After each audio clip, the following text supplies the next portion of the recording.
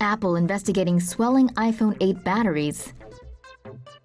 Nearly half a dozen iPhone 8 Plus owners from around the world have seen their devices cracking and swelling. The swelling in these cases reportedly occurs when the iPhone 8 Plus's lithium-ion battery is charging. Apple says it is investigating the problem and is in possession of one of the damaged phones. 5 iPhone 8 Plus owners in Canada, Greece, Japan, Taiwan, and Hong Kong have reported similar issues. According to Apple news site MacRumors, it's common for a small number of devices out of the millions made to have some battery issues. Last year, Samsung was forced to recall hundreds of their Galaxy Note 7 phones after users reported battery problems, some of which caused devices to combust. Ring-a-ding-ding. Smartphones, the 21st century drug. Smartphone addiction has escalated to the point that some of us are experiencing nomophobia, the fear of being separated from our phones even in important settings, such as meetings. Like opioid addiction, this addiction can be explained in terms of neuroscience. When we receive a notification on our phone, the neurons in the ventral tegmental area of our brain become excited. This excitation generates an electrical signal called an action potential, which travels to a neuron's presynaptic terminal in the area of our brain called the nucleus accumbens. The action potential leads to the opening of calcium channels. Calcium ions diffuse into the neuron, causing vesicles to fuse to the neuron's membrane and to release dopamine molecules, which diffuse into the synapse. Dopamine molecules bind to receptors on the postsynaptic neuron, causing sodium channels to open. Sodium-ion diffusion causes the neuron to become more positive, but not enough to generate an action potential. Dopamine molecules left in the synapse are degraded by enzymes, reabsorbed by dopamine transporters, or diffuse away. This is what happens in a non-addicted smartphone user. In an addicted smartphone user, the neurons become excited, generating an action potential that travels to the nucleus accumbens in the same way. However, a study suggests that addicted users have fewer dopamine transporters. As a result, dopamine stays in the synapse longer and continues binding to receptors. Increased binding opens more sodium channels for a longer time, increasing sodium diffusion into the postsynaptic neuron, which becomes positive enough to generate an action potential. Dopamine is the basis of our smartphone addiction because it stimulates our seeking behavior.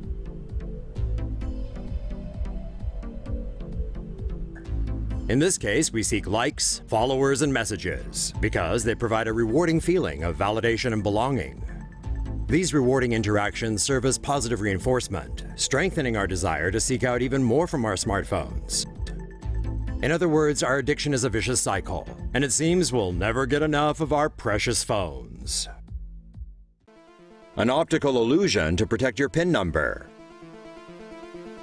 A technology developed by researchers at New York University could defeat shoulder surfing attacks with a display of an optical illusion. A shoulder surfing attack is when an attacker obtains a person's PIN number by directly looking over their shoulder or by recording the process. The Illusion PIN system generates an on-screen keypad with number keys in a certain configuration for the intended user. However, someone viewing the same screen from a distance will see a completely different configuration of number keys. For added security, the system generates different keypad configurations for the intended user every time they log in.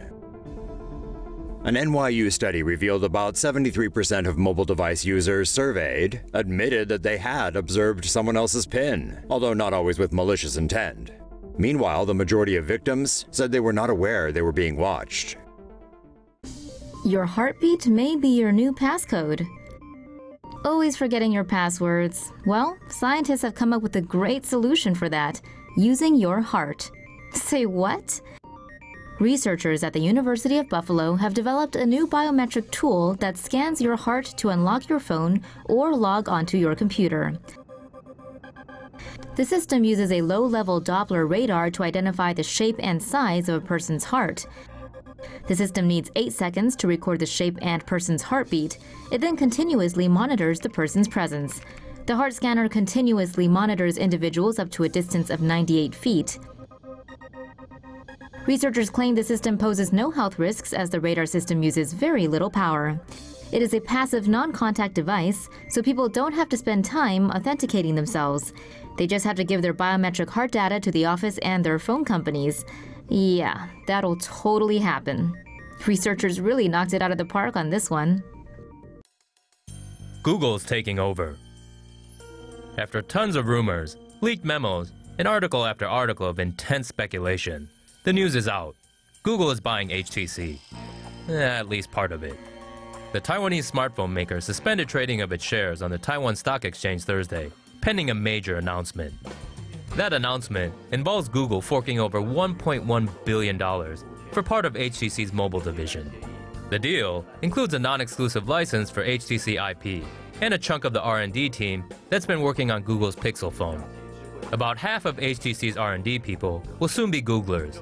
The other half will stay on at HTC to work on their next flagship phone. Guess the original smartphone maker doesn't want out of the game just yet, despite plummeting from the top spot in 2010 to this year's pitiful 0.6% global market share. HTC did bounce back with the Vive, largely considered the best virtual reality headset on the market. The company was also responsible for the ravely reviewed Pixel and Pixel XL phones in 2016, as well as the Pixel 2, which will be unveiled in October. Despite its lack of home runs, HTC does have a reputation for producing excellent hardware. Google is hoping to get the hardware-software synergy that's been the iPhone's secret sauce. With the deal expected to be done by early 2018, here's hoping the tide will soon turn for HTC. India gets set for nationwide cashless payment system. India will be one step closer to becoming a cashless society after introducing this technology. Dubbed Bharat QR Code, the payment system lets customers buy items by using their smartphone to scan a quick response code generated by the store. This is expected to eliminate the need for card swipe machines for electronic transactions, with stores using codes instead. Unlike most mobile wallet apps, the Bharat QR codes aren't restricted to one bank or payment system. They can be used across most payment terminals. It operates in two ways. Users can have a QR code for one store and pay by entering their PIN. Or the store can create a code for separate transactions, with no PIN entry required. With the country's demonetization crisis hitting the rupee hard, New Delhi hopes their population of 1.2 billion will be quick to adopt the new cashless system.